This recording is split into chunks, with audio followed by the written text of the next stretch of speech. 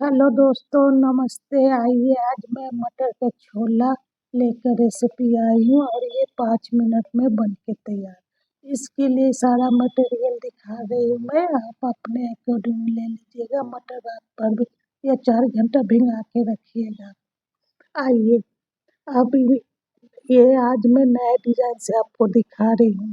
पहले कुकर में मटर मिलाए, प्याज, लहसुन, मिर्चा, सब टमाटर, आलू, उसके बाद हल्दी, धनिया, जीरा पाउडर, लाल मिर्च, अदरक, ये काली मिर्च, नमक अपने अनुसार ले लेंगे। उसके बाद ग्रेवी के लिए पानी ग्रेवी थोड़ा कम हो तो बाद में भी मिला लेंगे। अब इसको मात्र 3 सीटी मारना है। 3 सीटी के बाद उतार देंगे। उसके बाद अब इसमें देखिए, गरम मसाला डाले तेल में। आप तेल या घी कुछ भी ले सकती हैं। उसके बाद इसमें हींग जरूर मिलाएंगे, मटर में हींग जरूर मिलाएंगे। किसी को गैस का प्रॉब्लम रहता है तो दिक्कत नहीं होती है, हींग जरूर मिलाना चाहिए। अब इसके बाद देखिए, इसको इसमें साइड में तड़का दे देंगे। इसमें हाँ, तेजपात भी मिलाना था, मेरे पास तेजपात नहीं था इसीलिए नहीं दिखा पाई। आप तेजपात जरूर दीजिएगा तड़के में। उसके बाद टमाटर का छिलका मिलाकर इसको धीरे धीरे मैश करके, पहले एक जगह मैश कर लेंगे, उसके बाद धीरे से चलाएंगे।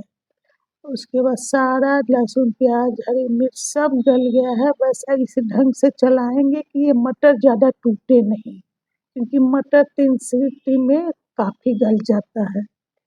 अब ये टमाटर, आलू सब साइड में इससे अपना मैश कर लेंगे। उसके बाद धीरे से हिलाते हुए तैयार कर लेंगे।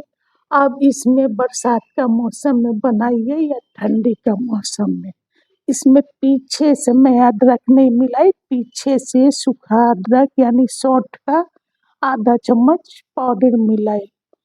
इसको न खौलाना है न गरम करना, पीछे से मिला के, क्योंकि छोला इतना गरम है कि उतने टाइम में सौंठ अपना काम कर लेता है और स्वाद भी अच्छा लगता है। अब इसमें धनिया काट कर इसको सजाएंगे, धनिया हरी पत्ती मिला दीजिए तो छोला का स्वाद और भी अच्छा बन जाता है। टमाटर, धनिया जरूर मटर के छोले में मिलाना चाहिए। ये देखिए, छोला बन के तैयार हो गया।